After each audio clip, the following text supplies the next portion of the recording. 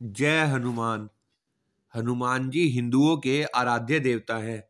अधिकतर स्थानों पर इन्हें भगवान शिव का अवतार बताया गया है।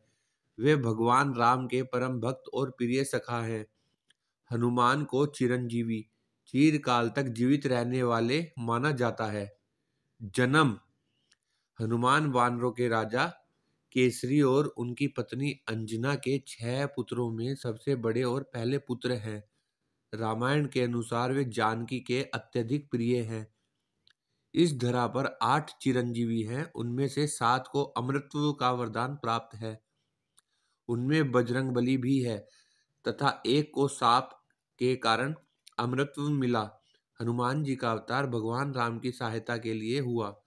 हनुमान जी के पराक्रम की असंख्य गाथाएं प्रचलित है। इन्होंने जिस तरह से ज्योतिषों के सटीक गणना के अनुसार हनुमान जी का जन्म 85,58,112 वर्ष पहले त्रेता युग के अंतिम चरण में चैत्र पूर्णिमा को मंगलवार के दिन चित्रा नक्षत्र व मेष लग्न के योग में सुबह 6:03 पर भारत देश में आज के हरियाणा राज्य के कैथल जिले में हुआ था, जिसे पहले कपि स्थल कहा जाता था। इन्हें बजरंगबली के रूप में जाना जाता है क्योंकि इनका शरीर एक वज्र की तरह है। वे पवन पुत्र के रूप में जाने जाते हैं। वायु अथवा पवन, हवा के देवता ने हनुमान को पालने में महत्वपूर्ण भूमिका निभाई थी। मारुत, संस्कृत में मारुत बोलते हैं, इसका अर्थ है हवा। नंद का अर्थ नंदन का बेटा। हिंदू पौराणिक कथाओं के अनुसार हनुमान मारुति अर्थात मारुत नंदन वायु के बेटे हैं। बाल्यकाल, शिक्षा एवं श्राप। हनुमान जी के धर्म पिता वायु थे, इसी कारण उन्हें पवन पुत्र के नाम से भी जाना जाता है। बचपन से ही दिव्य होने के साथ साथ उनके अंदर असीमित शक्तियों का भंडार था। हनुमान सूरज को फल मानते हुए पकड़ने के लिए आगे बढ़ते हैं। इनके जन्म के पश्चात एक दिन वे उदय होते हुए सूर्य को फल समझकर उसे खाने के लिए उसकी ओर जाने लगे थे। हनुमान जी बालपन में बहुत नटखट थे। वो अपने इस स्वभाव के कारण साधु संतों को सता देते थे। बहुधा वो उनकी पूजा सामग्री और आदि कई वस्तुओं को छीन झपट लेते थे। उनके इस नटखट स्वभाव से रुष्ट होकर साधुओं ने उन्हें अपनी शक्तियों को भूल जाने का एक लघु श्राप दिया था। इस शाप के प्रभाव से हनुमान अपनी सब शक्तियों को स्थायी रूप से भूल जाते थे और पुनः किसी अन्य के स्मरण कराने पर ही उन्हें अपनी असीमित शक्तियों का स्मरण होता था। ऐसा माना जाता है कि अगर हनुमान शाप रहित होते तो रामायण में राम रावण युद्ध का स्वरूप पृथक भिन्न न्यारा ही होता। कदाचित वो स्वयं ही रावण सहित संपूर्ण लंका को समाप्त कर देते। हनुमान जी के जीवन की प्रमुख घटनाएं। रामायण के सुंदर कांड में हनुमान जी के साहस और देवाधीन कर्म का वर्णन किया गया है। हनुमान जी की भेंट राम जी से उनके वनवास के समय तब हुई जब राम जी अपने भ्राता लक्ष्मण के साथ अपनी पत्नी सीता की खोज कर रहे थे। सीता माता को लंकापति रावण छल से हरण करके ले गया था। सीता जी को खोजते हुए दोनों भ्राता ऋषिमुख पर्वत के समीप पहुंच गए, जहां सुग्रीव अपने अनुयायियों के साथ अपने ज्येष्ठ भ्राता बाली से छिपकर रहते थे। वानर राज बाली ने अपने छोटे भ्राता सुग्रीव को एक गंभीर मिथ्याबोध के चलते अपने साम्राज्य से बाहर निकाल दिया था और वो किसी भी तरह से सुग्रीव के तर्क को सुनने के लिए तैयार नहीं था। साथ ही बाली ने सुग्रीव की पत्नी को भी अपने पास बलपूर्वक रखा हुआ था। राम और लक्ष्मण को आता देख सुग्रीव ने हनुमान को उनका परिचय जानने के लिए भेजा। हनुमान एक ब्राह्मण के वेश में उनके समीप गए। हनुमान के मुख से प्रथम शब्द सुनते ही श्री राम ने लक्ष्मण से कहा कि कोई भी बिना वेद पुराण को जाने ऐसा नहीं बोल सकता जैसा इस ब्राह्मण ने बोला। राम जी को उस ब्राह्मण के मुख, नेत्र, माथा, भौं या अन्य किसी भी शारीरिक संरचना से कुछ भी मिथ्या प्रतीत नहीं हुई। राम जी ने लक्ष्मण से कहा कि इस ब्राह्मण के मंत्र मुग्ध उच्चारण को सुन के तो शत्रु भी अस्त्र त्याग देगा। उन्होंने ब्राह्मण की ओर प्रसन्नता करते हुए कहा कि वो नरेश राजा निसंकोच ही सफल होगा जिसके पास ऐसा गुप्तचर होगा। श्री राम के मुख से इन सब बातों को सुनकर हनुमान जी ने अपना वास्तविक रूप धारण किया और श्री राम के चरणों में नतमस्तक हो गए। श्री राम उन्हें उठाकर अपने हृदय से लगा लिया। उसी दिन एक भक्त और भगवान का हनुमान और प्रभु राम के रूप में अटूट और अनस्वर मिलन हुआ। तत्पश्चात हनुमान ने श्री राम और सुग्रीव को मिलाया और उनकी मित्रता कराई। इसके पश्चात ही श्री राम ने बाली को मारकर सुग्रीव को उनका सम्मान और गौरव वापस दिलाया और लंका युद्ध में सुग्रीव ने अपनी वानर सेना के साथ श्री राम का सहयोग दिया। सीता माता की खोज में वानरों का एक दल दक्षिण तट पे पहुंच गया, मगर इतने विशाल सागर को लांघने का साहस किसी में भी नहीं था। स्वयं हनुमान भी बहुत चिंतित थे कि कैसे इस समस्या का समाधान निकाला जाए। उसी समय जामवंत और बाकी अन्य वानरों ने हनुमान को उनकी अद्भुत शक्तियों का स्मरण कराया। अपनी शक्तियों का स्मरण होते ही हनुमान ने अपना रूप विस्तार किया और पवन वेग से सागर को तैरकर पार करने लगे। रास्ते में उन्हें एक पर्वत मिला और उसने हनुमान से कहा कि उनके पिता का उसके ऊपर ऋण है। साथ ही उस पर्वत ने हनुमान से थोड़ा विश्राम करने का भी आग्रह किया, मगर हनुमान ने किंचित मात्र भी समय व्यर्थ ना करते हुए पर्वतराज को धन्यवाद किया और आगे बढ़ चले। आगे चलकर उन्हें एक राक्षसी मिली जिसने कि उन्हें अपने मुख में घुसने की चुनौती दी। परिणाम स्वरूप हनुमान ने उस राक्षसी की चुनौती को स्वीकार किया और बड़ी ही चतुराई से अति लघु रूप धारण करके राक्षसी के मुख में प्रवेश करके बाहर आ गए। अंत में उस राक्षसी ने संकोच पूर्वक यह स्वीकार किया कि उनकी बुद्धिमत्ता की परीक्षा ले रही थी। आखिरकार हनुमान सागर पार करके लंका पहुंचे और लंका की शोभा और सुंदरता को देखकर आश्चर्यचकित रह गए और उनके मन में इस बात का दुख भी हुआ कि यदि रावण नहीं माना तो इतनी सुंदर लंका का सर्वनाश हो जाएगा। तत्पश्चात हनुमान ने अशोक वाटिका में सीता जी को देखा, उनको अपना परिचय बताया। साथ ही उन्होंने माता सीता को सांत्वना दी और साथ ही वापस प्रभु श्री राम के पास साथ चलने का आग्रह भी किया, मगर माता सीता ने यह कहकर अस्वीकार कर दिया कि ऐसा होने पर श्री राम के पुरुषार्थ को ठेस पहुंचेगी। हनुमान ने माता सीता को प्रभु श्री राम के संदेश का ऐसे वर्णन किया जैसे कोई महान ज्ञानी लोगों को ईश्वर की महानता के बारे में बताता है। माता सीता से मिलने के पश्चात हनुमान प्रतिशोध लेने के लिए लंका को तहस नहस करने लगे। उनको बंदी बनाने के लिए रावण पुत्र मेघनाद इंद्रजीत ने ब्रह्मास्त्र का प्रयोग किया। ब्रह्मा जी का सम्मान करते हुए हनुमान ने स्वयं को ब्रह्मास्त्र के बंधन में बंधने दिया। साथ ही उन्होंने विचार किया कि इस अवसर का लाभ उठाकर वो लंका के विख्यात रावण से मिल भी लेंगे और उनकी शक्ति का अनुमान भी लगा लेंगे। इन्हीं सब बातों को सोचकर हनुमान ने स्वयं को रावण के समक्ष बंदी बनकर उपस्थित होने दिया।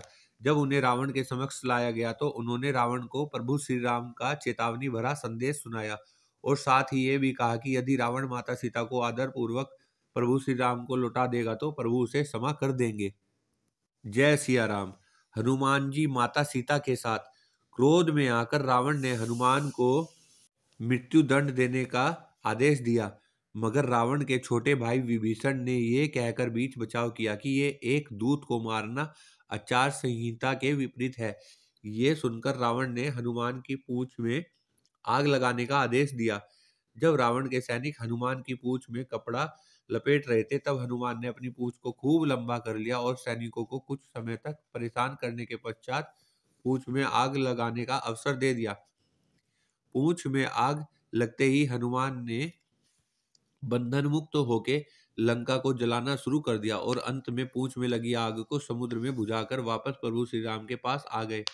लंका युद्ध में जब लक्ष्मण मूर्छित हो गए थे तब हनुमान जी को ही द्रोणागिरी पर्वत पर यह संजीवनी बूटी लाने भेजा गया, मगर वो बूटी को भली भांति पहचान नहीं पाए और पुनः अपने पराक्रम का परिचय देते हुए वो पूरा द्रोणागिरी पर्वत ही रणभूमि में उठा लाए और परिणाम स्वरूप लक्ष्मण के प्राण की रक्षा की। भावुक होकर श्री राम ने हनुमान को हृदय से लगा लिया और बोले कि हनुमान, तुम मुझे भ्राता भरत की भांति ही प्रिय हो। हनुमान का पंचमुखी अवतार भी रामायण युद्ध की ही एक घटना है। अही रावण जो कि काले जादू का ज्ञाता था, उसने राम और लक्ष्मण को सोते समय हरण कर लिया और उन्हें विमोहित करके पाताल लोक में ले गया। उनकी खोज में हनुमान भी पाताल लोक पहुंच गए।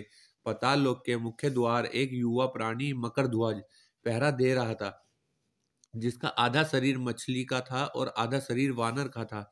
मकरध्वज के जन्म की कथा भी बहुत रोचक है। यद्यपि हनुमान ब्रह्मचारी थे, मगर मकरध्वज उनका ही पुत्र था। लंका दहन के पश्चात जब हनुमान पूंछ में लगी आग को बुझाने समुद्र में गए, हनुमान इन सभी बातों से अनभिज्ञ थे।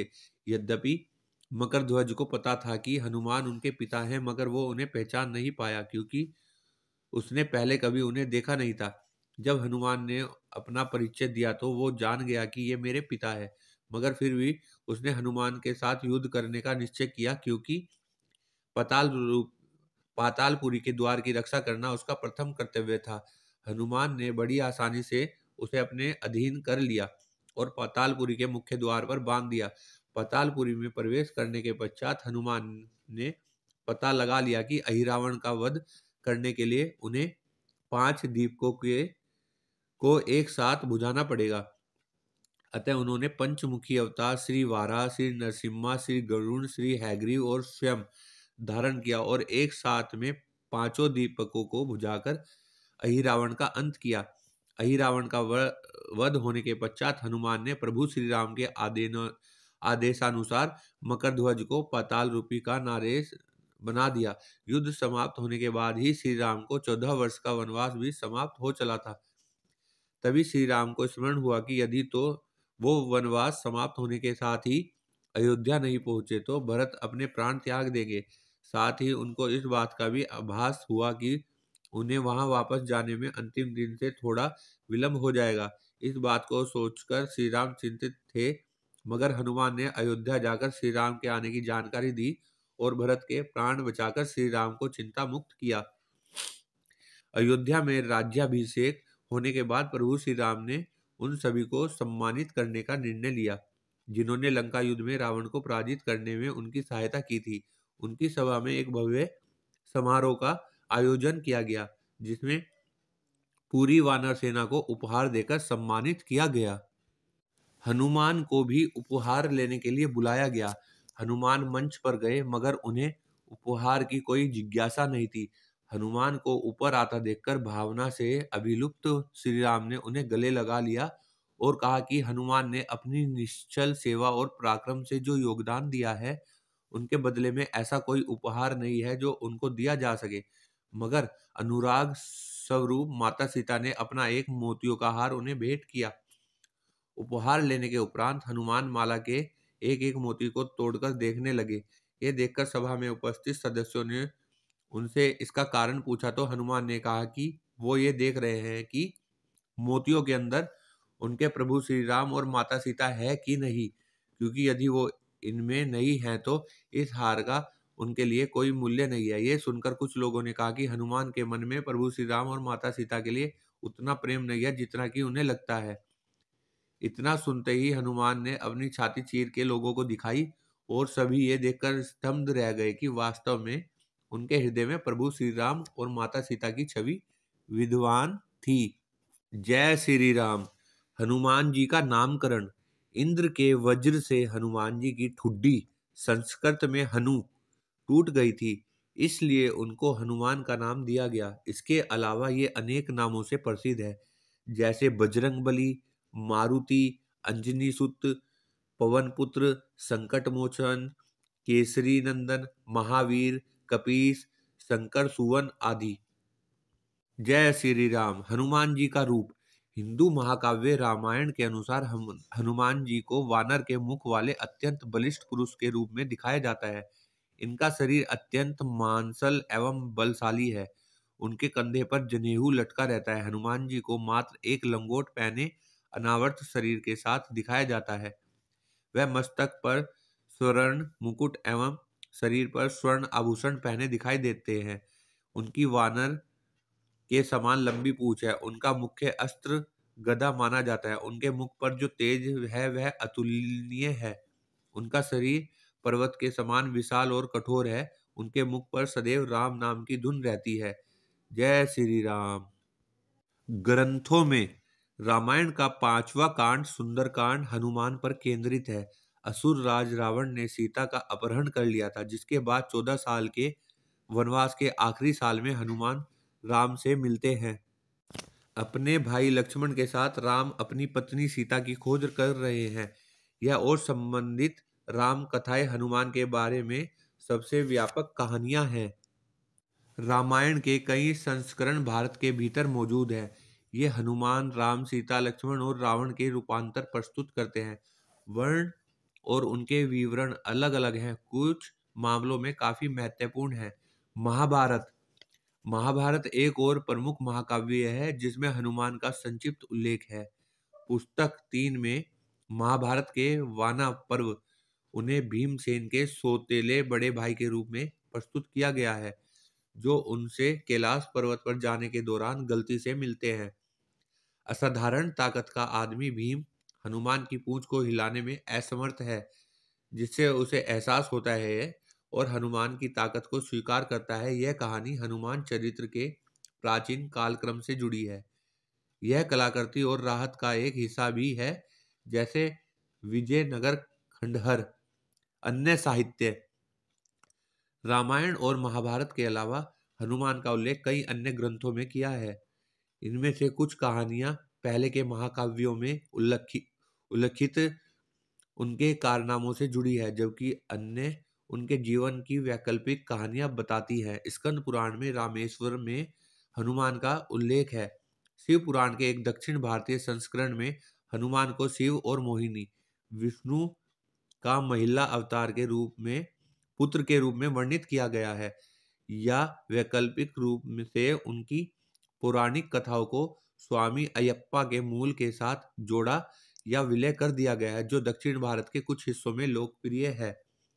हनुमान चालीसा 16वीं शताब्दी के भारतीय कवि तुलसीदास ने हनुमान को समर्पित एक भक्ति गीत हनुमान चालीसा लिखा था।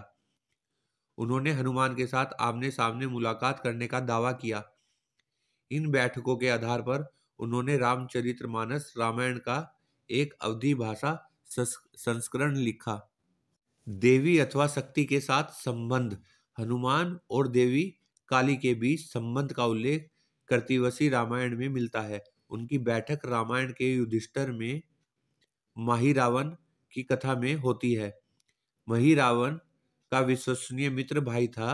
अपने बेटे मेघनाथ के मारे जाने के बाद रावण ने राम और लक्ष्मण को मारने के लिए पाताल लोक के राजा महिरावण की मदद ली। एक रात महिरावण ने अपनी माया का उपयोग करते हुए विभीषण का रूप धारण किया और राम के शिविर में प्रवेश किया। वहां उन्होंने वानर सेना पर निंद्रा मंत्र डाला, राम और लक्ष्मण का अपहरण किया और उन्हें पाताल लोक ले गए। वहीं देवी के एक अनुगामी भक्त थे और रावण ने उन्हें अयोध्या के बहादुर सेनानियों को देवी को बलिदान करने के लिए मना लिया, जिसके लिए महिरावण सहमत हुए। हनुमान ने विभीषण से पाताल का रास्ता समझने के बाद अपने प्रभु को बचाने के लिए जल्दबाजी की। अपनी यात्रा के दौरान उन्होंने मकरध्वज से मुलाकात की, जिन्होंने हनुमान के पुत्र होने का दावा किया। उनके पसीने से पैदा हुआ था एक मगरमच्छ द्वारा खाया गया था। हनुमान ने उसे हरा दिया और उसे बांध लिया और महल के अंदर चले गए। वहां उनकी मुलाकात चंद्रसेन से हुई, जिसने बलिदान और अहिरावण को मारने के तरीके के बारे में बताया। तब हनुमान ने मधुमक्खी के आकार का छोटा रूप लिया और महाकाली की विशाल मूर्ति की ओर बढ़ गए। उसने उसे राम को बचाने के लिए कहा और भयंकर माता देवी ने हनुमान की जगह ले ली, जबकि वह नीचे फिसल गया था। जब महावीर ने राजकुमार ऋषियों को झुकने के लिए कहा तो उन्होंने इनकार कर दिया, क्योंकि वे शाही वंश के थे और झुकना नहीं जानते थे। इसलिए जैसे ही महिरावण उन्हें झुकाने का तरीका दिखाने वाले थे, हनुमान ने अपना पंचमुख रूप गरुण, नरसिंह, वाराह, हैग्रीव और स्वयं के सिर के साथ लिया। प्रत्येक सिर एक विशेष प्रतीक को दर्शाता है। हनुमान साहस और शक्ति, नरसिंह निडरता, गरुण जादुई कौशल और नाग के काटने, वाराह स्वास्थ्य और भूत भगाने और शत्रुओं पर विजय प्राप्त करने की शक्ति। 5 दिशाओं में 5 तेल के दीपक फूंक दिए और महिरावण का सिर काट दिया, जिससे उसकी मृत्यु हो गई। बाद में उन्होंने श्री राम और लक्ष्मण को अपने कंधों पर लिया और जब उन्होंने श्री राम के बाहर उड़ान भरी तो उन्होंने मकरध्वज को अपनी पूंछ में बंधा देखा। उन्होंने तुरंत हनुमान को उसे पाताल का राजा बनाने का आदेश दिया। अहिरावण की कहानी पूरब के रामायणों में अपना स्थान पाती है। यह कृतिवश द्वारा लिखित रामायण के बंगाली संस्करण में पाया जा सकता है। इस घटना के बारे में बात करने वाले मार्ग को महिरावोनर पाला के नाम से भी जाना जाता है। यह भी माना जाता है कि हनुमान से प्रसन्न होने के बाद देवी काली ने उन्हें अपने द्वारपाल या द्वारपाल होने का आशीर्वाद दिया और इसलिए देवी के मंदिर के प्रवेश द्वारों के दोनों ओर भैरव और हनुमान पाए जाते हैं। जय श्री राम।